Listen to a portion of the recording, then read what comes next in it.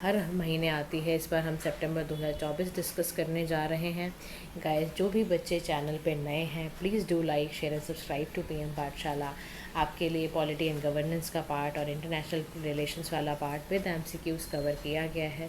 तो जो भी बच्चे चैनल पे नए हैं, प्लीज़ चैनल के हर प्लेलिस्ट को चेक करिए। आपके लिए फ्री ऑफ कॉस्ट में बहुत ही उम्दा और जेन्युइन चीज़ें आपको प्रोवाइड की जा रही हैं।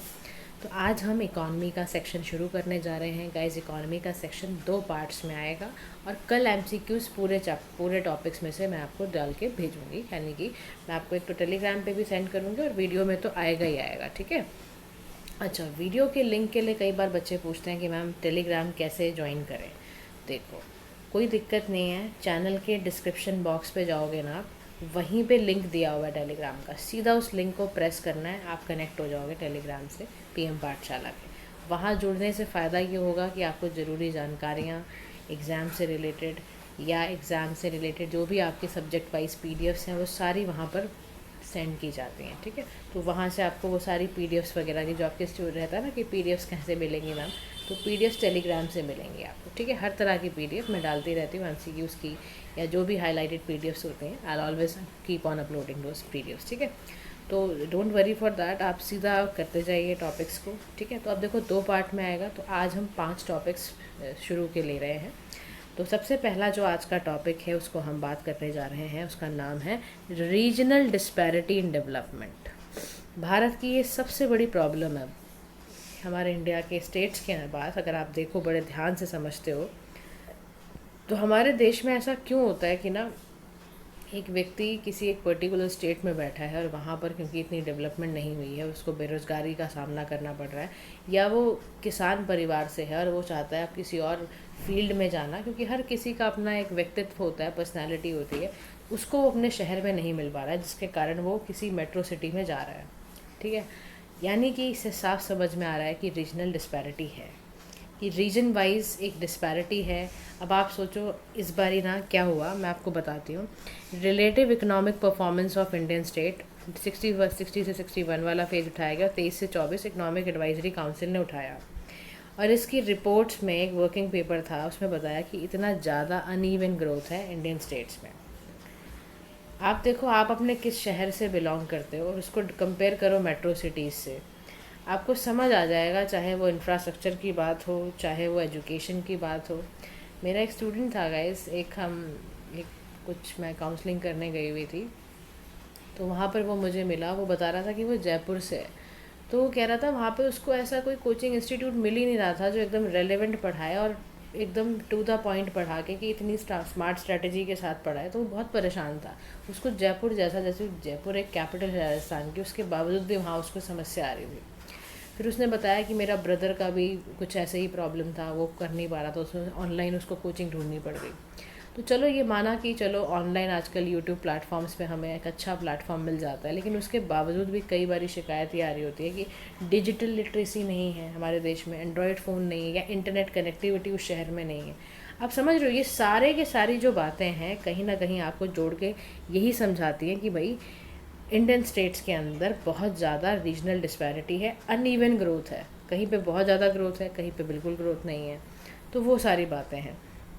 अब इसकी जो वर्किंग पेपर जो ये इकोनॉमिक एडवाइजरी काउंसिल ने सबमिट किया प्राइम मिनिस्टर को, इसमें ना कुछ हाईलाइटेड पॉइंट है। सबसे पहला पॉइंट इसमें है disparity in relative per capita income. अब मैं आपको बताती हूँ, as we are in the Delhi, तो आप सोचो दिल्ली का जो लेबर है, मैं एक बार ना ऐसी स्टडी कर रही थी, तो मैंने देखा कि दिल्ली में ना जो लोग वर्कर है, लेबर है ना, वो एक दिन में 1000, 1500, 2000 रुपये तक कमा लेता है। यही मैंने कंपेयर किया हमारे नेशनल कैपिटल रीजन एनसीआर में, गाज़ियाबाद या इससे जुड़े इलाकों से। वहाँ पे पता चला कि यहाँ पर 150, 200, 400 तक भी कमाना बड़ा मुश्किल होता है वहाँ पर पैसा। तो आप सोचो, यानी कि इतना फ़र्क है पर कैपिटा इनकम में। कहाँ आप दिल्ली में आके बैठे हो, दिल्ली में आपने 1000, 1500 रुपये कमा लिया, कहाँ वहाँ पर आपको 500 रुपये कमाने में भी इतनी प्रॉब्लम हो रही है। तो यानी कि अब कह रहा है कि इसी में मैं आपको एग्जांपल देता हूँ कि वेस्टर्न एंड सदर्न रीजन जो है ना, आउट परफॉर्मिंग है। कह रहा है आपको पर कैपिटा इनकम मिलेगी DTKH में, यानी दिल्ली, तेलंगाना, कर्नाटका, हरियाणा में आपको हाईएस्ट पर कैपिटा इनकम मिलेगी। दिल्ली के अंदर पर कैपिटा इनकम 250.8% है, जो कि 2.5 टाइम्स हायर है अगर कंपेयर करो आप 1960-61 के टाइम से पहले से। तो कह रहा है ये बात देखो आप। उसके बाद कह रहा है वेस्ट बंगाल में बड़ा डिक्लाइन देखने को मिला है। कह रहा है 60-61 में थर्ड हाईएस्ट नेशनल एवरेज यहाँ कमाई होती थी पर कैपिटा की, अब वेस्ट बंगाल पीछे हट गया है।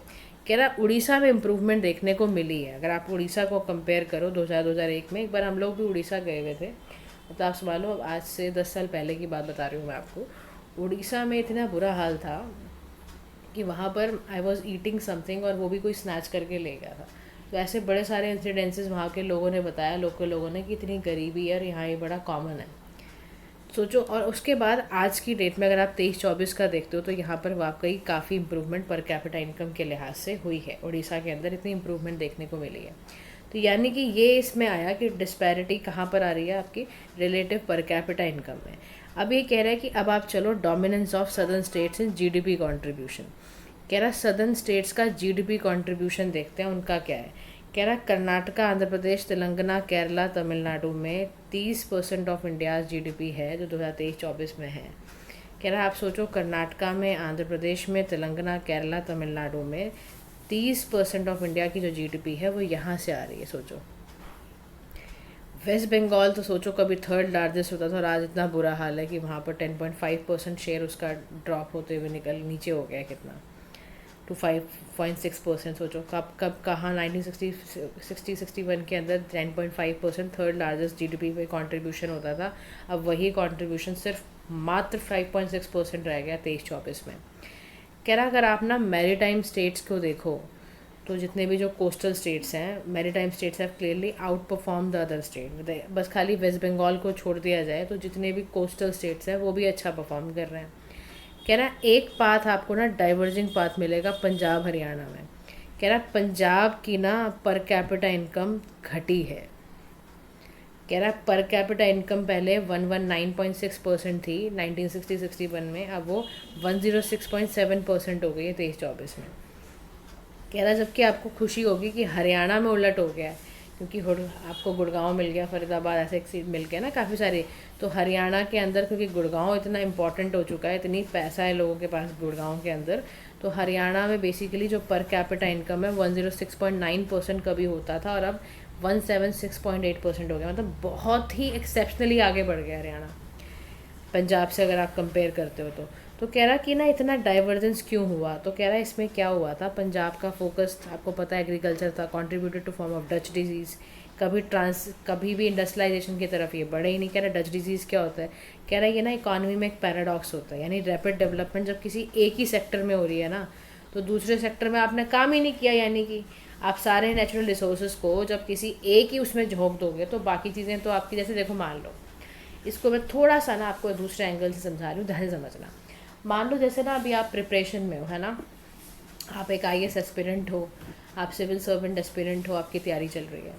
अब इस तैयारी में एक साल के, स्पेशली जब एकदम शुरुआती तैयारी होती है, एक साल वाली तैयारी, तो उस तैयारी में ना हमें सब कुछ छोड़ना पड़ता है। हर सोशल एक्टिविटी में पार्ट लेना हमने बंद करना पड़ता है। हमें हर सोशल उस व्यक्ति से बात करना बंद करता है। हमें लगता है कि डिस्टर्बेंस के चांसेस है। फैमिली से थोड़ा सा गैप बनाना इसलिए पड़ता है, मतलब गैप इन द सेंस कि you have to give more time to your studies. आपको 8-10 घंटे अपनी पढ़ाई में जब देने हैं, उसके बाद अपने आप को रिलैक्सेशन भी देना है। तो मुझे नहीं लगता इतने 24 घंटे में इतना टाइम होता है कि हम बाहर जाएं, गपशप लड़ाएं, या फैमिलीज़ में इतना ज़्यादा हम, आप समझ रहे हो, घुसने की कोशिश करें, वो नहीं हो पाता है। तो उस फेज़ में आप समझ रहे हो ना कि बाकी चीज़ें सब बंद हो जाएंगी, सिर्फ अभी आपकी पढ़ाई रहेगी, है ना। तो असर पड़ा, समझ रहे हो। तो ऐसे ही ना इन्होंने क्या करा, पंजाब वालों ने ये सारा डेवलपमेंट इन्होंने एग्रीकल्चर, कृषि खेती को दिया, जिस कारण से इनके दूसरे सेक्टर्स पर असर पड़ गया, क्योंकि वो दूसरे सेक्टर्स पर नेचुरल रिसोर्सेज का दूसरा इस्तेमाल हो ही नहीं पाया। ये एक वजह रही जिसकी वजह से हमने देखा कि पंजाब में ये डिक्लाइन हुआ है लेकिन हरियाणा में आउट परफॉर्मेंस हुई है। ठीक है, ईस्टर्न स्टेट एक बहुत बड़ा कंसर्न रहते ही हैं हमारे लिए। कह रहा अभी एग्जाम्पल दिया मैंने आपको, वेस्ट बंगाल का इकोनॉमिक परफॉर्मेंस बड़ी वीक है सेवरल डिकेड से। बिहार जाओ, वो कह रहे हैं बिहार लास्ट 2 डिकेड में थोड़ा स्टेबलाइज हुआ है, लेकिन दूसरे स्टेट से अगर आप कंपेयर करोगे तो अभी भी पिछड़ा हुआ ही स्टेट है। बीमारू स्टेट का अभी भी पार्टी है ना अल्टीमेटली। तो आप सोचो ये सारा कॉन्सेप्ट है। कह रहा अब आगे बताता हूँ कि ना रीजनल डिस्पैरिटी होने की क्या क्या वजहें दिखती हैं। ऐसे कौन कौन से फैक्टर्स हैं जो रिस्पॉन्सिबल हैं रीजनल डिस्पैरिटी के लिए। तो ऐसा पहला फैक्टर है हिस्टोरिकल फैक्टर, यानी जो ब्रिटिश पॉलिसीज़ बनाते हैं ना, वो रिसोर्स रिच एरियाज़ के फेवर में बनाया था उन्होंने ना, देखो क्या हुआ, कैसे हमारे देश में रीजनल डिस्पैरिटी क्रिएट हुई, बड़े ध्यान से समझना। कह रहा जब ब्रिटिशर्स आए ना, तो उन्होंने देखा कि कौन कौन से स्टेट्स में रिसोर्सेज हैं जो हमें इस्तेमाल करेंगे, क्योंकि उनका ध्यान तो इंडिया में इंडस्ट्रियलाइजेशन और रिसोर्सेज को पूरा एक्सप्लॉइट करने का था। तो वो जहाँ भी देखते थे कि रिसोर्सेज हैं वहीं घुस जाते थे। तो उनको दिखा कोलकाता, मुंबई, चेन्नई, और वहीं से मामला क्रिएट होना शुरू हुआ डिस्पैरिटी और रीजनल इम्बैलेंस का। क्या हिस्टोरिकली इनको बहुत अच्छे से गवर्न किया जाता था, ठीक है ना। अब जोग्राफिकली अगर आप देखो तो देखो डिफ़िकल्ट टेरेन्स भी हैं। नॉर्थ ईस्टर्न स्टेट, आपने कहा कि ईस्टर्न पार्ट वाले में हमेशा एक कंसर्न बना ही रहता है। उसका कारण है वहाँ पर एडवर्स क्लाइमेट है। कह रहे देखो कोसी रिवर फ्रिक्वेंट फ्लड आती है बिहार के अंदर। आसाम में ऑलरेडी बहुत स्लो डाउन डेवलपमेंट है क्योंकि फ्लडिंग बहुत ज़्यादा होती है। तो कह रहा देखो एक तो कारण हिस्टोरिकली रहा, दूसरा कारण है जोग्राफी। उससे कैसे जीता जाए, उसके लिए आपको कुछ और इंतजाम करने पड़ेंगे। कह रहा इकोनॉमिकली देखो तो प्राइमरी इकोनॉमिक एक्टिविटीज़ का डोमिनेंस होना। कह रहा कुछ स्टेट्स हैं, states with more people in manufacturing and services sector, उनकी हायर इनकम होगी ही होगी, क्योंकि देखो एग्रीकल्चर एक सीजनल काम है। आपको कोई देखो एक स्टैटिक इनकम, एक स्टेबल इनकम आपकी आती रहे, उसके लिए क्या ज़रूरी है, उसके लिए ज़रूरी ये है कि आपकी हर महीने आपको पैसा मिलता रहे। एग्रीकल्चर आपको हर महीने पैसा तभी दे सकता है जब आप एग्रीकल्चर विद इंडस्ट्रीज़ लगा के करो, लाइफ स्टॉक, एनिमल हस्बेंड्री खोलो, तब तो आपको मिलेगा।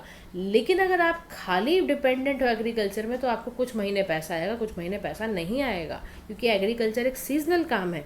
तो उसने साफ तौर पे कहा कि जो भी स्टेट मैन्युफैक्चरिंग या सर्विस सेक्टर में है, अब आप देखो why Haryana is so outperformed if you compare it with Punjab. तो आप देखो गुड़गांव के अंदर क्या हुआ, मैन्युफैक्चरिंग हब्स बने, और साथ ही साथ सर्विस सेक्टर इतना बूम कर गया कि पूरे हरियाणा को मतलब समझ लो आप, उसने नौकरी देनी शुरू कर दिया, मतलब जॉब्स क्रिएट हुई for all over the India. But ultimately Haryana को, उससे जीडीपी काफ़ी बढ़ गई हरियाणा की। तो यानी कि कहने का मतलब क्या है कि स्टेट्स जैसे Haryana, Punjab and Gujarat, sorry Maharashtra and Gujarat है हायर पर कैपिटा इनकम। बिहार और यूपी में इतना नहीं है, क्योंकि बिहार और यूपी के आज भी लोग इंडस्ट्रीज ना खोल के एग्रीकल्चर पे ज़्यादा डिपेंडेंट हैं।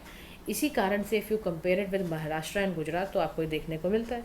फिर कह रहा है इंफ्रास्ट्रक्चर का डेफिसिट होना, यानी कैसे डेफिसिट होना, ट्रांसपोर्टेशन की फैसिलिटी बहुत ख़राब है, बैंकिंग सर्विसेज अगर आप देखते हो तो वो भी दिक्कत में है। तो अंडर डेवलप्ड रीजन में, मैं आपको बताती हूँ, मैंने एक बैंक में भी काम किया हुआ है। मेरे पास एक समस्तीपुर से एक व्यक्ति का कॉल आता है, कस्टमर था हमारा, एक क्लाइंट था, उसका कॉल आता है, और वो ना उस दिन उसको कुछ ऐसी प्रॉब्लम आ जाती है कि बाई चांस की बात है, कोई त्यौहार का दिन था, कैश विड्रॉल एटीएम के कोई पास, एटीएम आसपास था नहीं, और उसके बाद वो बैंक ब्रांचेस में जाए, वहाँ पैसा नहीं, तो हम मुश्किल से उसका पैसा अरेंज करा पाए थे। हम समस्तीपुर के जो जहाँ वो रह रहे थे, बहुत मुश्किल हुई थी उसके लिए पैसा अरेंज कराना उस टाइम पर। उनको इमीडिएट ज़रूरत किसी कारण पड़ गई थी। देखो कितना प्रॉब्लम है। अभी दिल्ली विल्ली में हो, आप मेट्रो सिटीज़ में हो, यहाँ नहीं सोचना पड़ता, लेकिन कोई ऐसे गांव देहात में हो तो वहाँ पर कैसे किसी के लिए इंतज़ाम कराया जाए। वो तो चलो वो क्लाइंट काफ़ी रिच कम्युनिटी का था, तो हमने फिर भी कोशिश करके उसको अरेंज करवाया। लेकिन अगर कोई सोचो आप थोड़ा सा कस्टमर, मस्तीपुर आप समझ रहे हो, जगह थोड़ी सी अंडर डेवलप्ड है। अब अंडर डेवलप जगह पे जो कस्टमर रह रहा है, वहाँ पर उसको अरेंज कराना बहुत मुश्किल होता है। उनके पास पता है कितनी मुश्किल हो जाता है कि कस्टमर लड़ने लगता है कि मैं क्या करूँ, मुझे आज पैसा चाहिए। इंफ्रास्ट्रक्चर की कितनी दिक्कत है। और उसके बाद यहाँ पर आता है गवर्नेंस की प्रॉब्लम। कह रहा देखो गवर्नेंस में अगर आप देखो तो पॉलिटिकली अनस्टेबिलिटी भी रहती है, अनस्टेबल गवर्नमेंट रहती है, इंस्टेबिलिटी बनी रहती है। लॉ एंड ऑर्डर का अगर देखो, कोई भी ना इन्वेस्टर यार बेवकूफ़ नहीं होता है। वो किसी भी स्टेट में अगर पैसा लगाएगा ना, तो वो एक चेक ज़रूर करेगा कि यार मैं पैसा तो लगा रहा हूँ, लेकिन क्या इसमें इन्वेस्टमेंट करने लायक भी है, यहाँ पर उसको कुछ मिलेगा भी। फिर failure of planning mechanism. Industry हमेशा वो लोकेशन चुनती है जहाँ पर पानी और बिजली मिले उसको, रोड रेलवे इंफ्रास्ट्रक्चर हो उसको, जहाँ पे लेबर मिले, और ये हर जगह ना पॉसिबल नहीं होता है हमारे स्टेट्स के अंदर। इसीलिए तो इतनी दिक्कतें हैं। अब आप सोचो इम्प्लीकेशन इसके कितने गंदे हैं, यानी कि अब इसी इम्प्लीकेशंस के कारण ही आप सारी चीज़ें देखते हो। रीजनल डिस्पैरिटी इतना इस देश का मुद्दा बना हुआ है, इस रीजनल डिस्पैरिटी के कारण ही सिक्योरिटी थ्रेट है। कह रहा नेक्सलिज्म जो है ना, is generally concentrated in areas with large developmental deficit. यानी नेक्सलिज्म का इतना ज़्यादा होना कई एरियाज़ में, जनरली कॉन्सेंट्रेटेड इन एरियाज जहाँ पर लार्ज डेवलपमेंट डेफिसिट है। क्या ना, नक्सलवादी कहाँ से आया आप सोचो। देखो कोई भी व्यक्ति ना यार, मैंने देखा है, इंसान कभी भी नहीं चाहता कि वो कोई गलत काम करे, वो हमेशा एक स्टेबल ज़िंदगी चाहता है। लेकिन आप सोचो वही इंसान फिर अपनी गलत चीज़ों की तरफ क्यों बढ़ जाता है। उसका कारण पता है क्या होता है? उसका सबसे बड़ा कारण है डेवलपमेंट का ना होना उस जगह पर। अब यार कोई भी रोटी कपड़ा मकान के लिए भी अगर संघर्ष करेगा तो फिर तो आप समझ लो उस जगह पे यानी कि बहुत ज़बरदस्त डेफिसिट है। इंफ्रास्ट्रक्चर की दिक्कत है, ट्रांसपोर्टेशन की दिक्कत है, बेसिक फैसिलिटी की दिक्कत है। फिर कह रहा है पॉलिटिकल फ्रेगमेंटेशन है। कह रहा है तेलंगाना स्टेट हुआ क्रिएट, विदर्भा स्टेट्स की बात महाराष्ट्र में चल रही है, असम बोडोलैंड के कर रहे हैं। तो कह रहा देखो ये सब क्यों होता है। कह रहा देखो किसी को भी ऐसे ही नहीं चुल मचती है कि मैं चलो मेरे को नया स्टेट दो, नया स्टेट दो। उसका सबसे बड़ा कारण यही है, पॉलिटिकल फ्रेगमेंटेशन बहुत ज़्यादा है। फिर तीसरी चीज़ क्या है? Migration for better livelihood. कह रहा है यूपी और बिहार दोनों लार्जेस्ट सोर्स हैं इंटरस्टेट माइग्रेंट के। सबसे ज़्यादा आप सोचो, ये उत्तर प्रदेश और बिहार के लोग आपको दिल्ली में, मुंबई के अंदर रिक्शा चलाते हुए या दूसरे काम करते हुए मिलेंगे। तो क्यों है, यानी कि ये कारण क्या है? कह रहा सेंसस 2011 की रिपोर्ट से निकाल के बता रहा हूँ, मैं अपने आप से नहीं बता रहा हूँ। कह रहा ऐसी महाराष्ट्र और Delhi were the largest receiver state. अब आप सोचो दिल्ली इतनी पॉपुलेटेड कैसे हुई, या मुंबई या महाराष्ट्र पूरा ही इतना कैसे पॉपुलेटेड हुआ? क्योंकि वहाँ सारे के सारे स्टेट के लोग वहाँ चलने लग गए, एज अ माइग्रेंट बन के जाने लग गए। फिर री इन्फोर्सिंग इम्बैलेंस। कह रहा आप सोचो चेन्नई बेंगलोर इतनी ज़्यादा फास्ट कैसे ग्रो कर रहे हैं? क्योंकि वहाँ इन्वेस्टमेंट आ रही है, लोग वहाँ अट्रैक्ट होते हैं, वहाँ को उनको पता है कि यार यहाँ पर हमें अच्छी नौकरी मिल जाएगी, यहाँ हमें अच्छे जो हम चाहते हैं, जिस तरह की स्टैंडर्ड ऑफ लिविंग चाहते हैं हमें मिल जाएगी, इसलिए वो वहाँ पे चले जाते हैं। कह रहा है इससे अब देखो नुकसान क्या होता है। दिल्ली में आओ आप, दिल्ली में पोल्यूशन का लेवल आप जानते ही हो। इन्वायरमेंट पे इतना गंदा असर पड़ता है। जब देखो आप ना गलत तरीके से सेटलमेंट करोगे तो उससे फिर आप पोल्यूशन करोगे, पानी का भी, एयर का भी, नॉइज़ पोल्यूशन भी करोगे, ये सब चीज़ें होने लग जाती हैं। तो कह रहा देखो रीजनल डिस्पैरिटी एक छोटा सा लगता है ना शब्द, लेकिन उसके कितने गंदे असर हैं वो मैंने आपको इसमें बताया। अब कह रहा है कि क्या क्या ऐसे कोई इनिशिएटिव लिए गए हैं भारत की गवर्नमेंट द्वारा कि भाई इसको कैसे दूर किया जाए, कैसे ग्रोथ की तरफ बढ़ा जाए। तो उसका सबसे बड़ा तरीका है एस्पिरेशनल डिस्ट्रिक्ट प्रोग्राम। यानी क्विकली हमें 112 most under developed district across the state को क्विकली ट्रांसफॉर्म करना है। फिर एस्पिरेशनल ब्लॉक प्रोग्राम की बात है, यानी हमें क्वालिटी ऑफ लाइफ सिटीजन्स की जो बहुत डिफ़िकल्ट हमें नज़र आती है, अंडर डेवलप ब्लॉक्स हैं, उनकी लाइफ को ठीक करना है। हमें वोकल फॉर लोकल इनिशिएटिव पे चलना है। हमें ह्यूमन रिसोर्स डेवलपमेंट करनी है, आशा वर्कर अंडर जननी सुरक्षा योजना, लो परफॉर्मिंग जो स्टेट्स हैं हमने वो सब भी करा। बॉर्डर एरिया को भी डेवलप इसीलिए किया जा रहा है कि वहाँ के लोगों की भी नीड्स हमें समझने की ज़रूरत है, बिल्कुल समझने की ज़रूरत है। तो कह रहा देखो ये सब तो आपने करा एलिमिनेट करने के लिए, लेकिन और भी जो ज़रूरत चीज़ें हैं जो आपको कर डालनी है वो है way ahead to reduce regional disparity in growth. सबसे बड़ी अप्रोच है टेलर्ड अप्रोचेस, यानी आपका फोकस होना चाहिए हिली एरिया का डेवलपमेंट कैसे करना है, ड्रोट प्रॉन एरिया है तो उसको कैसे दूर करना है, रीजनल नीड्स को स्पेसिफिकली कैसे टारगेट करना है। फिर परफॉर्मेंस बेस्ड फंडिंग, यानी परफॉर्मेंस आपकी फंडिंग आपकी ऐसी होनी चाहिए जिससे कि आप डेवलपमेंट स्टैंडर्ड्स बना सको। आप देखते हो अगर कोई भी नीड ऐसा है, कोई इंडस्ट्रियल बैकवर्डनेस वाली बात नज़र आती है तो उसको भी आपको ठीक करना है। फिर आपको गुड गवर्नेंस स्ट्रेंथन करनी है बैकवर्ड स्टेट्स में, या इफेक्टिव एडमिनिस्ट्रेशन की तरफ बढ़ाना है, रेवेन्यू बढ़ाने की ज़रूरत है, इन्वेस्टमेंट को अट्रैक्ट करो आप, ये सारी चीज़ें करनी है। फिर बैलेंस इंफ्रास्ट्रक्चर डेवलपमेंट की ज़रूरत है कि पावर, ट्रांसपोर्ट, टेलीकॉम, इरिगेशन, ये जो भी सारे स्टेट्स हैं इनमें ज़रूरत है कि हमें हर स्टेट में हम ये सारी चीज़ें मुहैया कराएँ कि वहाँ की क्वालिटी ऑफ लाइफ अच्छी हो जाए। फिर सेक्टोरल इन्वेस्टमेंट भी करनी है। इन्वेस्टमेंट देखो आपको, चलो आपने कर दिया इन्वेस्टमेंट एग्रीकल्चर पर, अब आपको जो भी स्टेट हैं बैकवर्ड या फॉरवर्ड लिंकेज, मैंने आपको पहले भी समझाया हुआ है, ऐसे जगहों पर जहाँ पे लग रहा है कि सिर्फ एग्रीकल्चर ही हो रहा है और इनको बहुत ज़रूरत है कि ये स्टेप इन करें और बैकवर्ड लिंकेज और उसकी तरफ बढ़ें, तो उसको आपको डेफिनेटली कराना है। यानी बैकवर्ड लिंकेज का एग्रीकल्चर में मतलब समझते हो? बैकवर्ड लिंकेज का मतलब होता है एग्जाम्पल के तौर पर क्रॉप की एडवाइज़र्स जो होते हैं क्लस्टर फार्मर्स के लिए देना, या पोस्ट हार्वेस्ट मैनेजमेंट इंफ्रास्ट्रक्चर तैयार करना, ये सारा बैकवर्ड होता है। बैकवर्ड में फर्टिलाइज़र आ जाता है, सीड वेराइटी को कैसे इंप्रूव करना है, एग्रोकेमिकल कैसे डालना है, यानी फार्म और नॉन फार्म सेक्टर का कनेक्शन, समझ रहे हो, उसको क्या कहते हैं, बैकवर्ड लिंकेज। ऐसे ही आपका एक होता है फॉरवर्ड लिंकेज, वो भी आपको पता होना चाहिए। फॉरवर्ड लिंकेज का मतलब है non firm sector agriculture production से बातचीत करेंगे, इंटरेक्शन करेंगे, ठीक है, यानी कि लॉजिस्टिकल चीज़ें कैसे करनी है, प्रोसेसिंग कैसे करनी है, डिस्ट्रीब्यूशन कैसे करना है, ये सारी चीज़ें इसमें आएंगी। अब देखो क्या होता है, जैसे मान लो फॉरवर्ड लिंकेज में बहुत सारी जो मैन्युफैक्चरिंग फर्म होती है ना, वो इंटर इंडस्ट्री डिमांड प्रोड्यूस करती हैं ताकि फाइनल कंजम्पशन पूरा हो पाए, तो वो भी हमें ध्यान रखना है।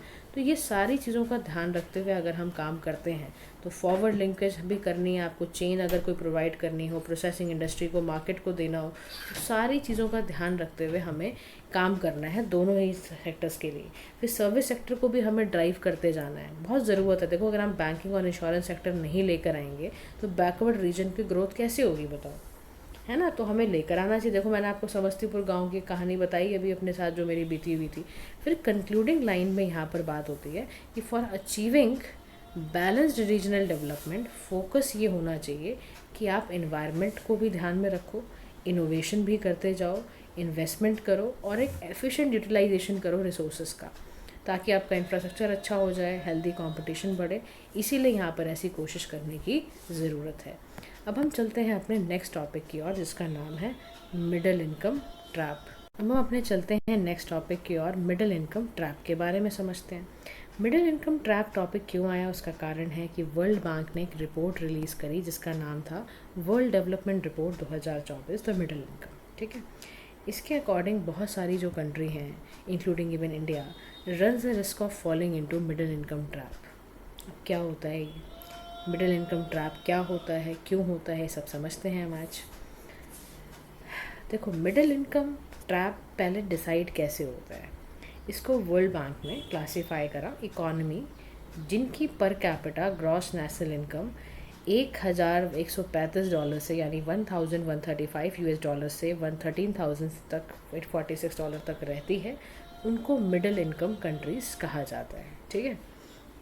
एक होता है लोअर MIC जिसमें कि आपका India has a per capita GDP जैसे कि $2,500 तक है, या अपर MIC जो होती है वो ये होती है $4,000 से लेकर $13,000 तक, ठीक है। ये है आपका कैटेगराइजेशन जो वर्ल्ड बैंक ने दिया है। According to world development report जो 2014-24 की आई है, इसमें 108 कंट्रीज़ हैं जो कि मिडिल इनकम ट्रैप में एट द एंड ऑफ 2023 थी। अब 34 ऐसे रह गए जो manage to shift high income status पे वो चली गई हैं सिंस 1990, और 75% जो ग्लोबल पॉपुलेशन है वो मिडिल इनकम ट्रैप में है, 40% GDP इनकी है।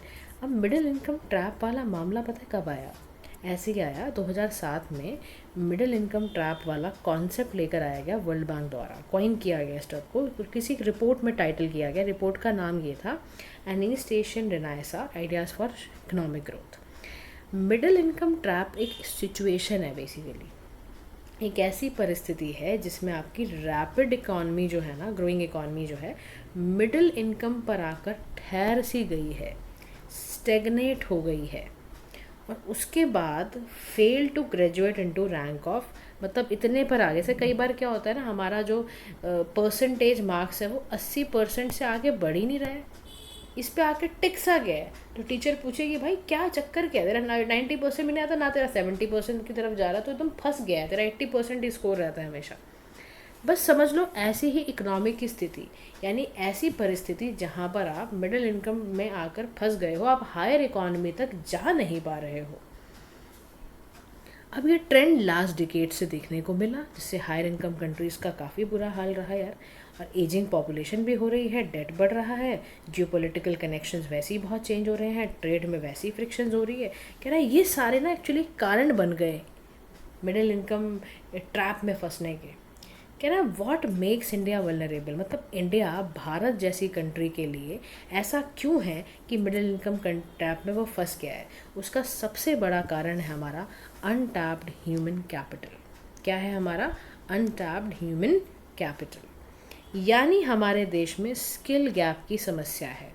कह रहा हमारे यहाँ 51% जो ग्रेजुएट्स हैं, इकोनॉमिक्स सर्वे अगर आप 2023-24 का उठा लेते हो तो खाली 51% जो ग्रेजुएट हैं वो एम्प्लॉयबल हैं, खाली वही काम करते हैं। एंड ओनली 2.3% जो वर्कफोर्स है इंडिया का, वही फॉर्मल स्किल ट्रेनिंग में काम कर रहा है। यानी एक हमें क्या देखने को मिल रहा है, स्किल का गैप। फिर सेकंड प्रॉब्लम क्या है, लैक ऑफ इनोवेशन कैपेबिलिटी। यानी इंडिया का जो रिसर्च एंड डेवलपमेंट वाला इन्वेस्टमेंट है as a percentage of GDP, वो 0.64% है, अगेंस्ट चाइना जिसका 2.4% था और यूएसए का 3.47% है।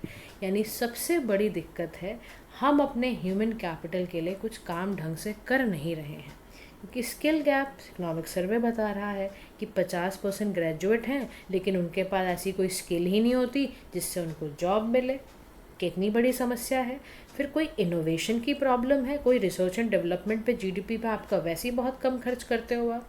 फिर कह रहा दूसरा कारण है राइजिंग इनकम इनइक्वालिटी। कह रहा जो इंडिया का टॉप 1% है ना, वर्ल्ड इनइक्वालिटी लैब वालों ने बताया, उन्हीं के पास 2.6% इनकम है। लोअर टैक्स रेवेन्यू है गवर्नमेंट के पास, सोशल टेंशन है, पॉलिटिकल इंस्टेबिलिटी है, क्या करोगे फिर आप। फिर आपकी इंडस्ट्रियलाइजेशन बड़ा स्टेगनेटेड है।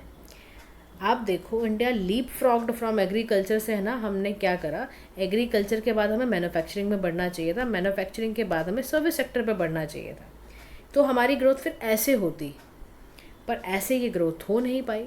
अब इसका देखो, उससे क्या हुआ, आपने सीधा एग्रीकल्चर से सर्विस सेक्टर पे ग्रोथ करी और आपका जो मैन्युफैक्चरिंग शेयर था वो बिलो 20% ही हमेशा रहा। अब इसमें इतना कम होने की वजह से अनएम्प्लॉयमेंट बढ़ा और एग्रीकल्चर में डिस्गाइज अनएम्प्लॉयमेंट बढ़ा। यानी कि 10 लोगों की ज़रूरत है काम पर और 20 लोग काम कर रहे हैं, यानी वो जो 10 लोग फालतू हैं वो बेसिकली अनएम्प्लॉयमेंट का शिकार हुए। फिर कह रहा है कंटेम्परेरी ग्लोबल हेडविंड्स की प्रॉब्लम। कह रहा है मिडिल इनकम कंट्रीज जो है वो एक फंस इस वजह से गई हैं। स्पेशली हम इंडिया क्यों फंस गया है, क्योंकि हमारे पास देखने को मिलता है कि हम ना एडवांस टेक्नोलॉजी जैसे रिच कंट्रीज़ के पास उस कंपैरिजन में भी हमारे पास उतनी टेक्नोलॉजी नहीं है। फॉरेन ट्रेड इन्वेस्टमेंट बहुत डेंजर में है। एक्सटर्नल डेट राइज हो रहा है। Climate action accelerating present new challenges to the environmental damage. तो वे अहेड में क्या बोलता है कि वर्ल्ड बैंक की रिपोर्ट ने सजेस्ट करा कि जो भी कंट्रीज़ एम कर रही हैं फॉर हाई इनकम स्टेटस, उनको 3I स्ट्रैटेजी अपनानी पड़ेगी। और वो क्या है कि इन्वेस्टमेंट करो, ठीक है, इन्वेस्टमेंट करो, इन्फ्यूजन करो ग्लोबल टेक्नोलॉजी का, इनोवेशन बढ़ाओ, इससे आप बच पाओ, इसी से आपका मामला होगा। इन्फ्यूजन करना है, इनोवेशन करना है। तो how to achieve the shift from 1I 2I to 3I, creative destruction बहुत बहुत ज़रूरी है। अब समझते हैं क्रिएटिव डिस्ट्रक्शन एक शब्द है जो जोसेफ स्कूम्पटर द्वारा दिया गया था। इसका मतलब है कि जो भी एग्जिस्टिंग स्ट्रक्चर है इकॉनमी का, इंडस्ट्री, फर्म, जॉब वॉब, उसको इनोवेशन और टेक्नोलॉजी से अब चेंज करना है, नए स्ट्रक्चर को लेकर आना है। समझ में आया, क्रिएटिव डिस्ट्रक्शन का मतलब ये होता है। अब इसी में इन्वेस्टमेंट आपकी करनी है, आपको लोअर इनकम कंट्रीज़ की, हायर लोअर MICs की, और इनोवेशन करना है अपर जो भी आपकी मिडिल इनकम कंट्रीज़ हैं उनके लिए कैसे कैसे रहेगा। पहले देखो लोअर जो आपकी इनकम कंट्रीज़ हैं उन पे कैसे इन्वेस्टमेंट हो। तो उनकी इन्वेस्टमेंट के लिए क्या है कि वो अपनी इन्वेस्टमेंट को बढ़ाएं, इन्वेस्टमेंट क्लाइमेट टू इंक्रीज जो भी है डोमेस्टिक फॉरेन इन्वेस्टमेंट करें। जो आपके इस वाले में आ गए हैं, लोअर से आप मूव कर गए मिडिल इनकम में, वो डिलिबरेटली डिज़ाइन करें, नए आइडियाज़ लें ब्रॉड से, उसी तरह से इन्फ्यूजन करें आइडियाज़ का। तो यहाँ पर इन्वेस्टमेंट है, यहाँ इन्फ्यूजन हो गया, प्लस यहाँ पर इनोवेशन है, ये तीनों चीज़ें यहाँ पर लगानी पड़ेंगी, 3I। तो यानी कि जब आप मिडिल इनकम कंट्री का पार्ट बन गए हो तो अब आपको कोशिश क्या करनी है कि आपको इनोवेशन करनी है अपने एफर्ट में। कोई भी काम जो आप कर रहे हो, टेक्नोलॉजी में इनोवेशन करो या जहाँ जहाँ भी अपने काम में इनोवेशन करना है, तब जाकर आप इस मिडिल इनकम ट्रैप से बाहर होंगे। क्या दूसरे भी कुछ इनिशिएटिव लेने चाहिए? बिल्कुल। ह्यूमन कैपिटल को कौन ठीक करेगा? अपनी स्किल्ड वर्कफोर्स को बढ़ाओ, अपनी सेकेंडरी एजुकेशन में इन्वेस्टमेंट करो, वोकेशनल ट्रेनिंग दो वुमेन को, मार्जिनलाइज ग्रुप्स को। अटल इनोवेशन मिशन का नाम क्या सुना है ना आपने, IPR 16 का भी नाम सुना है, सारे इंपॉर्टेंट रोल हैं। फिर ब्रेन गेन होना चाहिए, यानी डायस्पोरा की एक्सपर्टीज़, पार्टनरशिप, टॉप यूनिवर्सिटीज़, ये काम चलते रहना चाहिए। इसके बाद आता है मार्केट रिफॉर्म्स के बारे में, यानी जो ब्लैंकेट सपोर्ट है फॉर स्मॉल फर्म्स वो अवॉइड करना है। अवॉइड करना है over supporting unproductive small businesses को, क्योंकि वो ग्रोथ और वेस्ट रिसोर्सेज में बहुत दिक्कत पैदा करेंगी। फिर आपको ग्लोबल मार्केट्स के साथ कनेक्ट होना है। Once up to foreign investment, global value chains, आपको कोशिश करनी है एडवांस टेक्नोलॉजी लेकर आनी है। ऐसे ही कुछ की इनिशिएटिव है जैसे बाय इंडियन या buy and make Indian categories, ये सारे 100% एफडीआई जैसे आपने स्पेस सेक्टर में लाए हो, ऐसे ही और इनिशिएटिव लो आप, ग्लोबल मार्केट्स के साथ और कनेक्ट हो और कंपटीशन को अपना स्ट्रेंथन करो, एंटी ट्रस्ट लॉज या एंटी कॉम्पिटिटिव एजेंसीज को और स्ट्रॉन्ग करो। ठीक है, उसके साथ साथ नई टेक्नोलॉजी तो लानी है, आपकी ना कैपिटल भी बढ़ानी है अपनी आप को, क्योंकि अभी जो आप रिसर्च एंड डेवलपमेंट पैसा इतना नहीं लगा रहे हो, आप प्राइवेट फर्म्स वगैरह को बुलाओ और इनोवेशंस को और बढ़ाओ, और बढ़ाने की ज़रूरत है, इन्फ्यूज़ करो इनोवेशन को और ज़्यादा। लिवरेज करना है डिजिटल टेक्नोलॉजीज़ को, यानी mobile phone, internet, web based information system, इन सबको लेकर आओ, इन सबको अच्छा करना है। टैलेंट को और डेवलप करने की ज़रूरत है, डिजिटल फुटप्रिंट्स को और अच्छा करने की ज़रूरत है, ग्लोबल हेडविंड्स को टैकल करना है, मिडिल इनकम कंट्रीज़ को ज्वाइन कर लेना चाहिए, लो कार्बन सप्लाई चेन, है ना। ताकि क्या होगा, सक्सेस देखो एडवांस इकोनॉमीज़ की इसी पर है कि हम प्रोटेक्शनिस्ट पॉलिसी ना बनाएं, हम सबके साथ ट्रेड करें। ठीक है, ये ज़रूरी है हो चुका है हमारे लिए। उसके बाद हम ना कंक्लूडिंग लाइन में ये लिखेंगे कि इंडिया या जितनी भी मिडिल इनकम कंट्रीज़ हैं उनको ना एक वेल सिक्वेंस्ड और बहुत ही सोफिस्टिकेटेड पॉलिसी बनाएं अपने अपने स्पेसिफिक सर्कमस्टांसेस को देखने के बाद, और उसके बाद बढ़ते चले जाएं। इनकम लेडर पे सक्सेसफुली बढ़ना है और उसको अवॉइड करना है मिडिल इनकम ट्रैप को। उसके लिए ज़रूरी है कि हम अपना इनोवेशन करें। देखो 80% तक मार्क्स आ जाते हैं गाइस, 80 से 90 पे जाना संघर्ष है थोड़ा, उसमें आपको और कुछ ऐसी चीज़ें डालनी पड़ेंगी। मतलब I was used to tell, मतलब जब हम ना, मैं जब 12th में होती थी तो मुझे वहाँ पे मेरे टीचर ने बताया था कि तेरा नंबर 80% तक क्यों घुस के रह जाते हैं। तो 80 से 90 लाने के लिए she has told me so many things कि कैसे इसको अच्छा करना है। इनोवेशन डालनी पड़ती है, you have to make your answers very unique, even it works for your mains examination as well. कुछ यूनिक डालना ही पड़ेगा, दैट मेक्स द सेंस कि तभी आपको वो अल्टीमेटली सेपरेट करेगा ना फ्रॉम द, मतलब रैंक अगर 1 to 10 लानी है तो उसके लिए तो फिर बहुत ही यूनिकनेस आपके आंसर्स में, आपके एसेज में, आपके पूरे एक्सप्रेशंस होने चाहिए, तब आपको जाके वो रैंक्स प्राप्त होते हैं। चलिए अब हम चलते हैं अपने नेक्स्ट टॉपिक की ओर, जिसका नाम है financial inclusion and 10 years of प्रधानमंत्री जनधन योजना। मुबारक हो जी, 2014 में प्रधानमंत्री जनधन योजना आई थी और इस बार इंडिया इसका 10th एनिवर्सरी यानी 1 decade इसको हो चुका है। ठीक है, अब फिनेंशियल इंक्लूजन क्या होता है? तो फिनेंशियल इंक्लूजन का सीधा सा मतलब है इंडिविजुअल्स, बिजनेसेस के पास सक्सेसफुली और अफोर्डेबली आपने फिनेंशियल प्रोडक्ट्स और सर्विसेज को यूज़ करना है, ताकि आपकी जो ट्रांजैक्शन नीड है, पेमेंट नीड्स हैं, सारी की सारी आप कर पाओ। यानी कि जिनके पास, देखो बहुत सारा ऐसा पॉपुलेशन थी जो अनसर्व्ड थी हमारी, उनके पोटेंशियल को हमें अनलॉक करना था।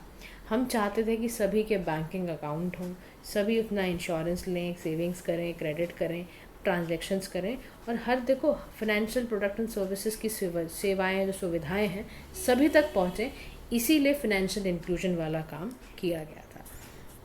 अब हम समझते हैं फिनेंशियल इंक्लूजन का सिग्निफिकेंस क्या होता है।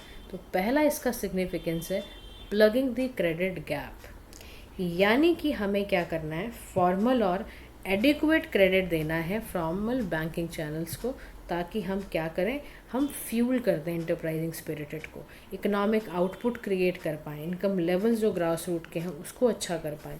इसके लिए चाहिए क्या कि हम MSMEs को क्रेडिट एक्सेस करवाएं, हम उनकी कैपेसिटी को बढ़ाएं, हम जॉब्स क्रिएट करें, हम नेशनल जीडीपी के कंट्रीब्यूट करें। फिर नेक्स्ट काम होता है इनकरेजमेंट ऑफ सेविंग हैबिट भी हम अपने लोगों की बढ़ाएं। हमें चाहिए कि हम अपना एक्सेस बैंकिंग सर्विसेज का बढ़ाएं। People are encourage to save more and more money. देखो जब तक सेव नहीं करोगे तो इन्वेस्टमेंट के बारे में कहाँ सोचोगे, इंश्योरेंस के बारे में कहाँ सोचोगे, सेविंग से ही तो आएगा। तो ये हैबिट लोगों की पड़े कि वो सेव पैसा करें, ये बहुत ज़रूरी हो गया था। फिर तीसरी चीज़, इससे इंक्रीज़ होगा आपका capital formation in the country और आपकी इकोनॉमिक बूस्ट होगा। फिर इंक्लूसिव ग्रोथ तो है ही, फाइनेंशियल इंक्लूजन बहुत ज़रूरी है अगर आप पॉवर्टी को रिड्यूस करना चाहते हो, तो इसके मल्टीप्लायर इफेक्ट भी पड़ेंगे आपके इंक्लूसिव ग्रोथ के। Plus subsidy gap, plug the subsidy gap का मतलब है कि सरकार पुश करे for direct cash transfer to recipient bank account, यानी सेविंग करनी है थ्रू डायरेक्ट बेनिफिट ट्रांसफ़र। फिर जो SDG गोल्स वगैरह हैं, 7 ऑफ द 17 जितने भी गोल्स हैं, उसमें आपका देखो कोशिश तो की गई हमने, और काफ़ी सारे ना अकाउंट होल्डर्स को, ऐसे वुमेन हो गई, इन सबको हमें एम्पावर करने के लिए अकाउंट्स वगैरह प्रोवाइड करे गए। तो देखो इससे SDG गोल 2030 का जो हमारा एम कर रहे हैं हम, ये भी फुलफ़िल होगा। फिर इसके साथ साथ लेकिन देखो इतना आसान नहीं होता है, इसमें चैलेंजेस भी हैं फाइनेंशियल इंक्लूजन को करने के, और सबसे बड़ा चैलेंज है फाइनेंशियल इंक्लूजन का वो है डिमांड साइड फैक्टर्स, यानी जो लोअर इनकम है या एसेट होल्डिंग है या अवेयरनेस की दिक्कत है, लोगों को पता ही नहीं फाइनेंशियल ट्रांजैक्शंस क्या होती हैं, हाई ट्रांजैक्शन कॉस्ट का मतलब क्या होता है। लोअर इनकम कंट्रीज़ में बड़ी समस्या है। सप्लाई साइड देखो, डिमांड में डिमांड नहीं कर रहा कस्टमर, सेकंड में सप्लाई में पता है क्या दिक्कत है, कंज्यूमर को उतना फाइनेंशियल इंस्टीट्यूशंस बड़े नॉन प्रॉफिटेबल तरीके से काम करते हैं, अनइवन इनकम्स है क्योंकि लोगों की, तो वो आते ही नहीं। फिर डिजिटल इंफ्रास्ट्रक्चर का बहुत ज़्यादा है। मैंने आपको शुरुआत में ही बताया कि इंडिया के अंदर रीजनल डिस्पैरिटी वाले टॉपिक पे ही हमने बात करी कि डिजिटल डिवाइड बहुत है, लोगों के पास है ही नहीं, फ़ोन्स नहीं है, पावर फेलियर है। रिमोट एरिया में जहाँ इलेक्ट्रिसिटी नहीं आएगी वहाँ क्या इनको मोबाइल दोगे, और मोबाइल दे भी दिया तो फाइनेंशियल इंक्लूजन कहाँ से होगा। फिर रेगुलेटरी बैरियर्स हैं बहुत ज़्यादा, नो योर कस्टमर रिक्वायरमेंट है, ये लोगों के लिए चैलेंज बन जाता है। सर्विसेज वो ले ही नहीं पाते क्योंकि किसी का आधार कार्ड नहीं है, किसी का रेंट एग्रीमेंट नहीं है, कोई कुछ नहीं है, क्या करोगे। फिर फाइनेंशियल लिटरेसी हमारी कंट्री में ना रही नहीं है कभी। हमारे जो पोटेंशियल यूज़र्स हैं उनको फाइनेंशियल लिटरेसी, उनको पता नहीं क्यों लगता है कि ये होनी ना होने से इनको क्या मिल जाएगा। कह रहा इतनी पुअर फाइनेंशियल लिटरेसी है इस देश में कि 20% PMJDY अकाउंट जो है डॉर्मेंट पड़े हैं, बस पड़े हुए हैं, लाइक जीरो बैलेंस पर, क्योंकि था तो 8.4% अकाउंट है जीरो बैलेंस हो चुका, यूज़ ही नहीं करते लोग। फिर जेंडर एंड इकोनॉमिक बैरियर्स हैं, वुमेन एंड रूरल पॉपुलेशंस तो हमेशा ही एक उनको लगता है वैसी लिटरेसी नहीं है, जोग्राफिक वैसी आइसोलेशन है, तो उनको लगता ही नहीं कि ज़रूरत है वहाँ जाने की। फिर साइबर सिक्योरिटी का रिस्क बढ़ा है, डिजिटल प्लेटफॉर्म इतने ज़्यादा वो नहीं है कि रिलाई नहीं करते, लोगों को लगता है, डर लगता है, उनको लगता है कि पैसे चोरी ना हो जाए हमारे को, इसीलिए तो बैंक में भी पैसा नहीं रखते, क्योंकि मेंटालिटी ये है कि बैंक में पैसा बैंक लेके भाग जाएगा, तो वो पैसा ही नहीं रखते हैं बैंक्स में। इतने सारे डाउट हैं, सोचो आप उसको दूर करना कितना ज़रूरी है। फिर ऐसे ही बहुत सारे इनिशिएटिव लिए गए फाइनेंशियल इंक्लूजन के लिए, किसान क्रेडिट कार्ड स्कीम लेकर आया गया, सेल्फ हेल्प ग्रुप तैयार करा गया, MG NREGA, Indian post bank deliver, ताकि माइक्रो फाइनेंस एक रूरल पॉपुलेशन के लिए तैयार रहे, ये सब किया गया है फाइनेंशियल इंक्लूजन करने के लिए। तो ये पॉइंट ध्यान में रखना, whenever you are writing for financial inclusion of India, आप बताना किसान क्रेडिट कार्ड हमने क्यों करा, हमने इसीलिए इंट्रोड्यूस करा ताकि अगर कोई पुअर फार्मर है उसको पैसे की ज़रूरत है तो वो किसान क्रेडिट कार्ड की स्कीम के लाभ उठा सके, समझ लो, MG नरेगा, ये सारा हमने किया। उसके बाद यहाँ पर आता है कि वे फॉरवर्ड में क्या ऐसा किया जाए कि फाइनेंशियल इंक्लूजन हमारी कंट्री का स्ट्रांग हो जाए। तो उसके लिए ज़रूरत है कि प्राइवेट पार्टनरशिप बहुत ज़रूरी है। PPP मॉडल पे तो हमें चलना ही पड़ेगा, पब्लिक प्राइवेट पार्टनरशिप पे कोलैबोरेट करें हम सरकार के साथ, फाइनेंशियल इंस्टीट्यूशंस के साथ, टेलीकॉम कंपनीज़ के साथ। तो public policy private sector involvement को इनकरेज करेगी और इससे बहुत अच्छा रहेगा। Mobile money services, digital platform अच्छे होंगे, फाइनेंशियल लिटरेसी बढ़ेगी RBI के कोऑर्डिनेशंस के साथ। फिर इसके साथ और क्या होगा, लिवरेज फिनटेक इनोवेशंस बढ़ेंगी, फिनटेक सोल्यूशन जैसे मोबाइल बैंकिंग है, डिजिटल पेमेंट्स हैं, ऑल्टरनेटिव क्रेडिट आपके स्कोरिंग मॉडल्स हैं, या टेलर्ड करेगा ये फाइनेंशियल इंस्टीट्यूशंस को, और कस्टमाइज प्रोडक्ट्स निकल कर आएंगे। PM अटल पेंशन जो योजना है, माइक्रो फाइनेंस इंटरवेंशन स्कीम्स, ये अच्छी होती चली जाएंगी। अब प्रधानमंत्री जनधन योजना पता है क्या है, प्रधानमंत्री जनधन योजना 2014 में आई, तभी तो हम 10 साल इसके भी सेलिब्रेट कर रहे हैं। तो PMJDY एक नेशनल मिशन था सरकार का कि हम सभी को बैंक के साथ जोड़ेंगे, कोई भी इंडियन सिटीज़न हो फाइनेंशियल सर्विसेज का वो एक्सेस ले पाएगा। डिपार्टमेंट ऑफ फाइनेंस के ने, मिनिस्ट्री ऑफ फाइनेंस पे काम किया, इसके 6 पिलर बनाए गए, बैंक किया गया, अनबैंक करा गया, जितने भी फोकस किया गया, जितने भी अनबैंक्ड एडल्ट हैं उनको लेकर आया जाए, BSBD अकाउंट दिया गया, मिनिमल पेपर वर्क है उसमें KYC रिलेटेड KYC करा दिया जाए। ये ना बेसिक बैंक होता है, ये basic saving bank deposit account, BSBD account कहते हैं इसको। इसी के अंदर स्मॉल अकाउंट होता है, छोटा खाता जिसको आप कहते हो, तो वो सब बनाए गए, डेबिट कार्ड दिए गए, कैश विड्रॉल लिमिट बताई गई, फ्री एक्सीडेंटल इंश्योरेंस दिए गए, रुपे कार्ड पर लिखा हुआ अब दिया जाता था, ये सब कुछ दिया गया 2018 के बाद दिया गया ये सारी चीज़ें, ताकि ज़्यादा से ज़्यादा फाइनेंशियल इंक्लूजन हो सरकार का। फाइनेंशियल प्रोडक्ट जैसे माइक्रो फाइनेंस करवाना, ओवरड्राफ्ट करवाना, इसके साथ ये भी स्कीम डाली गई। ओडी फैसिलिटी दी गई। ओडी का मतलब होता है ओवरड्राफ्ट, 10,000 रुपये का ओवरड्राफ्ट दिया गया। 65 साल की उम्र, मान लो ज़्यादा पैसे की ज़रूरत पड़ जाती है तो दिया गया 65 ईयर्स के लोगों को वो भी। एलिजिबिलिटी इसकी वही थी पीएमजेडीवाई के लिए कि डायरेक्ट बेनिफिट ट्रांसफ़र होगा। पीएम जीवन ज्योति बीमा योजना को इसके साथ कनेक्ट किया गया। अटल पेंशन योजना को तैयार किया गया। मुद्रा स्कीम दी गई। तो पीएमजेडीवाई ने बहुत कोशिश करी है, देखो पेंशन स्कीम उनको भी मिले जो अनऑर्गेनाइज सेक्टर में काम करते हैं। बैंक सेविंग अकाउंट दिया गया। यूनिवर्सल बैंकिंग दी गई कि सभी को मिले इसका एक्सेस। क्रेडिट गारंटी फंड दिया गया। फिनेंशियल लिटरेसी प्रोग्राम चलाए गए। तो बहुत कुछ इसमें पीएमजेडीवाई ने बहुत काम करा है इस पर। अब देखो large number of new account, देखो इसका मतलब ये मत समझना कि इसका कुछ आउटकम नहीं निकला। आउटकम ये निकला है कि इससे अगस्त 2024 में देखा गया कि 53.13 करोड़ जनधन अकाउंट्स को ओपन किया गया है। अगर आप कंपेयर करो, कहाँ 2015 में सिर्फ 14.72 करोड़ अकाउंट थे, इसमें कितने अकाउंट्स बढ़ गए हैं आपके। फिर डिजिटल आपकी इकॉनमी बढ़ गई, इससे बूस्ट हुआ। 100% विलेजेस को बैंकिंग आउटलेट्स के साथ जोड़ा गया है। Number of zero balance account अब डिक्रीज़ हुए हैं। तो अगर आप कंपेयर करो 2015 से, नॉट कम्प्लीटली ज़ीरो हुआ है लेकिन हुए हैं। ये सारे इसके फ़ायदे हुए हैं। फिर ये कह रहा 50 साल इंडियन माइक्रो फाइनेंस सेक्टर को लगाने पड़ गए।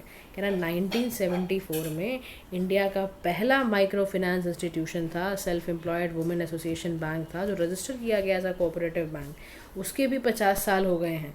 नोबेल लॉरेट थे मोहम्मद यूनिस, उन्होंने इसका फाउंडेशन किया था। मॉडर्न एमएफआई का ग्रामीण बैंक जैसे बांग्लादेश में हुआ था वैसे ही।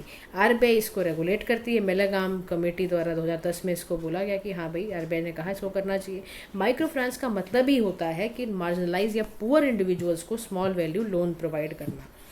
Saving account, fund transfer, micro finance सारे काम होते हैं। देखो माइक्रो फाइनेंस सेक्टर के बड़े उपयोग है।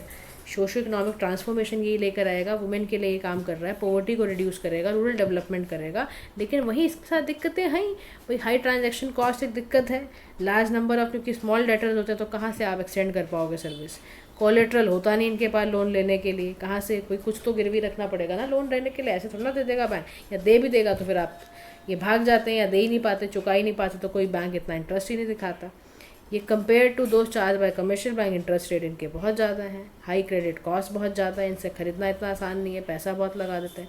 अब इनिशिएटिव सरकार ने क्या क्या लिया, सरकार ने ये लिया मनी लैंड माइक्रो फाइनेंस को अच्छा करने के लिए self help group bank linkage programme चला दिया। प्रधानमंत्री मुद्रा योजना चला दिया कि भाई 10 लाख हम नॉन कॉर्पोरेट्स को लोन दे देंगे, नॉन फॉर्म्स वालों को दे देंगे, है ना। ऐसे शिशु और किशोर तरुण वाली कैटेगरी में डिवाइड करा गया। इवन आपने देखा होगा 2024 के यूनिट बजट में जो करंट लिमिट थी ना तरुण वाली कैटेगरी में, वो पहले 10 लाख थी, अभी 20 लाख का लोन देने लग गए हैं। तो ये सब काम सरकार कर रही है माइक्रो फाइनेंस को अच्छा करने के लिए। अब हम चलते हैं अपने नेक्स्ट टॉपिक पे, जिसका नाम है national industrial corridor development programme. Hopefully अभी तक आपको सारे समझ में आ रहे होंगे टॉपिक, इस पर भी हम चलते हैं। देखो यूनियन कैबिनेट ने ना रिसेंटली क्या करा, 12 न्यू इंडस्ट्रियल नोड सिटीज़ को under national industrial corridor development program लेकर आई। National industrial corridor development program 6 major corridor देगा हमें अक्रॉस 10 स्टेट्स। कह रहा है कहाँ पर, कह रहा है खपुरिया इन उत्तराखंड, राजपुरा पटियाला पंजाब में, Dighi in Maharashtra, Palakkad in Kerala, Agra in Prayagraj in UP, Gaya in Bihar, Zaheerabad in Telangana, Orvakal in Kopparthy in AP and Jodhpur and Pali in Rajasthan. New industrial cities को यहाँ पर डेवलप करा गया है as a green field smart cities. Plug and play, और यहाँ पर आपका वॉक टू वर्क प्ले, ऐसे यहाँ पर तैयार किया गया।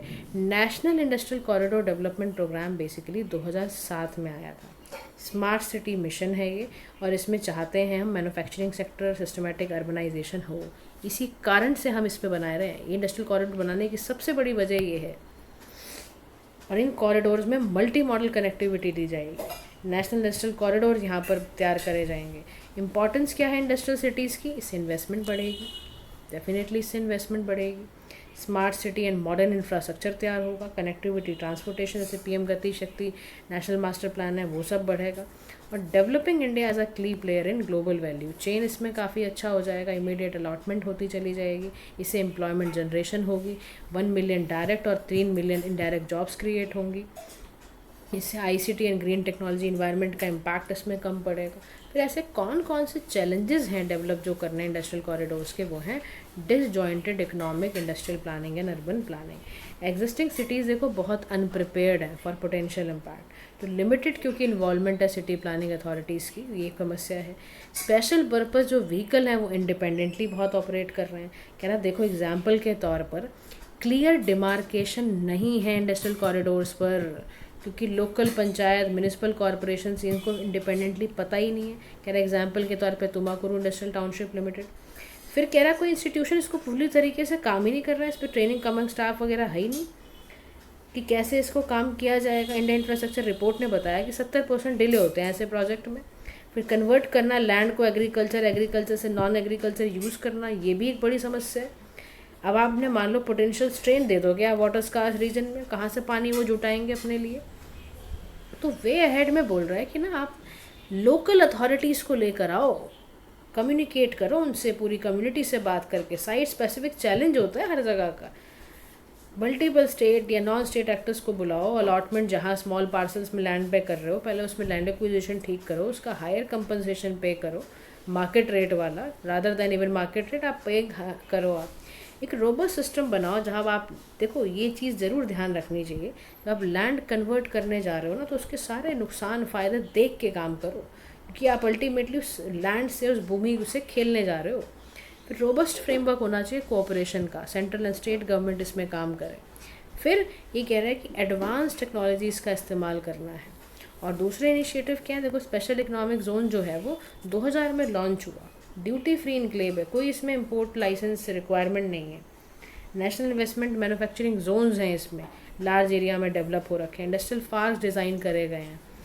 ठीक है, तो ये सारे इनिशिएटिव दिए गए हैं, हम कर रहे हैं इस पे काम, ताकि हमारा इंफ्रास्ट्रक्चर जगह जगह पर ठीक हो जाए। तो वे अहेड की जो भी चीज़ें बताई हैं उसको लेके करेंगे हम, तो जल्दी फास्ट काम कर पाएंगे, डिलेज रोक पाएंगे। आज का लास्ट टॉपिक है हमारा वधावन पोर्ट के बारे में, कि वधावन पोर्ट कहाँ है, कैसे आया, उस पर देखते हैं। प्राइम मिनिस्टर नरेंद्र मोदी ने वधावन पोर्ट आपका महाराष्ट्र पलघर में, वहाँ पे इस पे फाउंडेशन स्टोन लेड कम किया है। ये लोकेटेड कहाँ है, पलघर डिस्ट्रिक्ट जो दहानू टाउन का है महाराष्ट्र में, वहाँ पर है ये Wadhawan town. 13th major port है ये इस कंट्री का, लार्जेस्ट कंटेनर है, वन ऑफ द लार्जेस्ट आप समझ लो डीप वाटर पोर्ट है ये। कंस्ट्रक्शन के लिए कौन कौन सी टीम आएगी, तो वधावन पोर्ट प्रोजेक्ट लिमिटेड है स्पेशल पर्पस व्हीकल, इसी में काम करेगा जवाहरलाल नेहरू पोर्ट अथॉरिटी, महाराष्ट्र की मैरीटाइम बोर्ड, और 74 जैसे 74% शेयर होल्डिंग आपकी JNPA की है, और MMB की 26% शेयर होल्डिंग है। इसमें ग्लोबल मैरीटाइम हब तैयार करने की कोशिश की जा रही है, ताकि कंट्री का ट्रेड एंड इकोनॉमिक ग्रोथ बढ़ पाए, इसीलिए किया जा रहा है। मेजर पोर्ट्स इन इंडिया आपको सारे पता होने चाहिए, please revise this major ports in India. Vadhavan port का फ़ायदा क्या होगा पोर्ट का, क्योंकि इसकी कैपेसिटी बहुत ज़्यादा है, तो आप बहुत सारा कार्गो एनुअली लेकर हैंडल कर पाओगे। इसमें बहुत सारी लार्ज कंटेनर शिप अकोमोडेट हो पाएंगी, इससे पोर्ट का इंफ्रास्ट्रक्चर और अच्छा हो जाएगा, एडवांस कार्गो हैंडलिंग होएगी, इससे एम्प्लॉयमेंट अपॉर्चुनिटी बढ़ेगी, लोकल लोगों को बिजनेस मिलना शुरू हो जाएगा। इससे इंडिया का मैरीटाइम एंड जो ग्लोबल ट्रेड हब स्टेटस है वो इम्प्रूव होगा। इससे हमारी ट्रांजिट टाइम जो बहुत लगता था वो सब कम होगा, सस्टेनेबिलिटी बढ़ेगी, इकोलॉजिकल हमारा इससे ना इन्वायरमेंट पे इम्पैक्ट भी कम पड़ेगा। ऐसा पोर्ट हमने इसमें तैयार करा है। इंडिया का पोर्ट सेक्टर अगर आप देखते हो तो India 16th largest maritime country in the world है। इंडियन का जो मैरीटाइम से ही आप समझ लो 95% ट्रेड इससे ही होता है, 70% वैल्यू रखता है हमारा। यानी अगर आप वर्ल्ड बैंक की लॉजिस्टिक परफॉर्मेंस इंडेक्स उठाओ तो इंडिया की रैंक 22nd आती है उसमें, in the international shipment category with a board back, क्योंकि हमारा टर्न अराउंड टाइम बहुत अच्छा है, 0.9 डेज कम्पेयर टू USA। हम बहुत अच्छे से कर रहे हैं, लॉजिस्टिक्स परफॉर्मेंस हमारी अच्छी है। इंडियन पोर्ट दो तरह से डिवाइडेड है, एक मेजर पोर्ट है, एक नॉन मेजर है। इंडिया में 12 मेजर पोर्ट है, 13th आपका वधावन, 14th गैलेथिया प्रपोज्ड है, और 200 नॉन मेजर हमारे 200+ बल्कि नॉन मेजर पोर्ट्स हमारे देश में हैं। और इसके लिए काम कौन करती है, तो ministry of ports, shipping and waterway इस पूरे मेजर पोर्ट्स को संभालती है, चाहे वो चेन्नई है, कोचिन है, कांडला है, नेवा शिवा है, सारा हैंडल मिनिस्ट्री ऑफ पोर्ट करती है। मेजर पोर्ट और माइनर पोर्ट में फ़र्क यह होता है कि मेजर पोर्ट को डायरेक्टली एडमिनिस्टर सेंट्रल गवर्नमेंट करती है, माइनर पोर्ट्स किसके जुरिस्डिक्शन में आते हैं, स्टेट गवर्नमेंट के। राज्य सरकार के। मेजर पोर्ट अथॉरिटी एक्ट इस पे लगता है, इस पे इंडियन पोर्ट एक्ट लगता है। इसमें पोर्ट अथॉरिटी लैंडलॉर्ड मॉडल पे काम करती है, इस पे स्टेट डिपार्टमेंट अपने हिसाब से रेगुलेट करता है। यहाँ प्राइवेट सेक्टर का पार्टिसिपेशन अलाउ है। यहाँ पर कंसेशन मिलता है, ट्रिपल पी मॉडल पे चलते हैं माइनर पोर्ट्स। अब देखते हैं कि हमारे देश के अंदर ऐसे परसिस्टेंट इशू इंडिया के पोर्ट सेक्टर में क्या क्या है। तो पहला परसिस्टेंट इशू है फिनेंशियल चैलेंजेस। बड़ी डिफ़िकल्टी है हमारे देश में पैसे को एक्सेस करना, बैंक्स के, फाइनेंशियल इंस्टीट्यूशंस के। फिर रेगुलेटरी अप्रूवल डिले बढ़े हैं हमारे देश में। इंफ्रास्ट्रक्चर की भारी कमी है, बेसिक इंफ्रास्ट्रक्चर नहीं है रिमोट लोकेशन में for green field project. Unskilled untrained labour है हमारे पास मेजर पोर्ट्स में, फ्रिक्वेंट लेबर स्ट्राइक होती रहती है, आउटडेटेड पोर्ट डिज़ाइन है हमारे पास। और हमारे साथ इंक्रीज वॉल्यूम, तो देखो कार्गो वॉल्यूम तो इंक्रीज़ होगा बट उसमें टेक्नोलॉजी ठीक से नहीं है, पोर्ट डिज़ाइन नहीं है, तो क्या कर लोगे आप। एग्जिस्टिंग पोर्ट की अपग्रेडेशन हमारी ज़रूरत बन चुकी है। ड्रेजिंग इशू का मतलब समझते हो, यानी कि ये नेसेसिटी रूटीन होना कि जो सेडिमेंटेशन आ जाते हैं चलाते चलाते। इंडिया में ऑपरेशनल चैलेंजेस बढ़े हैं, स्टैंडर्डाइजेशन नहीं है, आउटडेटेड इक्विपमेंट है बहुत ज़्यादा, इनएफिशिएंट सॉइल इन्वेस्टिगेशन है, ट्रेंड पर्सनल्स होते नहीं हैं हमारे पास। तो अगर आप ड्रेजिंग का मतलब देखो तो अल्टीमेटली जो आपके जो इतने भी हार्बर वगैरह पे मड क्लियर करना होता है ना from the bottom of the river, एक स्पेशल मशीन लगती है, नदी या नहर आदि तले पर जमे जो कीचड़ सा होता है उसको दूर करने के लिए यूज़ किया जाता है। ठीक है, तो वो भी बहुत इशू है हमारे यहाँ, क्योंकि उसके लिए स्टैंडर्डाइजेशन नहीं है, पर्सनल्स नहीं है, तो क्या करोगे। फिर कह रहा है वे अहेड में पोर्ट का मॉडर्नाइजेशन करो। पोर्ट तो बनाते जा रहे हो लेकिन जो पुराने होते हैं ना उनको उनमें मिनिमम ड्राफ्ट या उसका तो इन्हांस करो। फिर मॉडर्न कार्गो हैंडलिंग टेक्निक लाने की बेहद ज़रूरत है। फिर आप अपने ना कंडक्ट करो, एक काम करो, एनवायरनमेंट इम्पैक्ट असेसमेंट करो। आप कितना फ़ंड चाहिए, कितना डिले हो रहा है, क्या हो रहा है, सब हर प्रोजेक्ट्स हर पोर्ट का करो, मेजर हो माइनर हो सबका करो। ट्रिपल पी मॉडल को ज़्यादा से ज़्यादा आप आगे से आगे बढ़ाओ ताकि ज़्यादा से ज़्यादा फॉरेन शिपिंग कंपनीज आगे से ज़्यादा आएँ। क्लियरेंसेस करो, फिक्सिंग करो टाइम फ्रेम की, एक सेटअप बनाओ सिंगल विंडो अप्रूवल सिस्टम का, डॉक्यूमेंट्स वगैरह लेकर आ जाओ, ये सारी चीज़ें लेकर आओ। और initiatives taken for port sector in India क्या है, एक सागरमाला प्रोग्राम है, 2015 में इसको लॉन्च करा गया ताकि लॉजिस्टिक्स कॉस्ट रिड्यूस हो जाए। मैरीटाइम अमृत काल विजन है 2047 का, ताकि ये डेवलप किसके द्वारा किया गया था, ministry of port shipping and waterways द्वारा। ऐसे ही नेशनल लॉजिस्टिक्स पोर्टल भी है, सागर मंथन है, सागर सेतु है, ये मोबाइल ऐप है ताकि ईज़ ऑफ डूइंग बिजनेस अच्छा होता चला जाए। ऐसे ही गलत है पोर्ट जो है आपका, उसका भी समझ लो आप। 14th है हमारा ये इसी को हम बनाने वाले हैं आगे, गलत है भाई, और ऐसे जाएगा देखो ये। तो ये सेंट्रल गवर्नमेंट द्वारा प्रपोज्ड है मेजर पोर्ट, 14th होगा, अभी 13th तो हमने कर दिया ना, 14th भी हम करने वाले हैं। इससे हम चाहते हैं हमारा ट्रांसशिपमेंट पोर्ट जो है, हब लोकेशन जो है, एक वेसल से दूसरे वेसल पे जाना आसान हो जाए। और इससे बन गया अंडमान निकोबार पे बनेगा ये, इससे बहुत फ़ायदे होने वाले हैं। इंटरनेशनल शिपिंग रूट अच्छा होगा, 75% जो हमारा ट्रांसशिपमेंट कार्गो होता है वो हमारा कोलंबो, सिंगापुर, क्लांग हर जगह जाएगा। फॉरेक्स पे हमारे फॉरेन करेंसी की सेविंग होएगी, FDI होगा इसकी वजह से। और स्ट्रैटेजिकली देखो तो मलक्का स्ट्रेट पर चौक पॉइंट पर है ये, तो हमें यूरोप से, एशिया से, अफ्रीका से कनेक्ट करेगा। तो दिस गलत है बे वाला जो बनने वाला है, ये बड़ा ज़बरदस्त मिरेकल करेगा। तो guys this is all for today, ठीक है। हम नेक्स्ट टॉपिक्स कल से करेंगे with MCQs। So guys thank you so much for listening, have a nice day to all.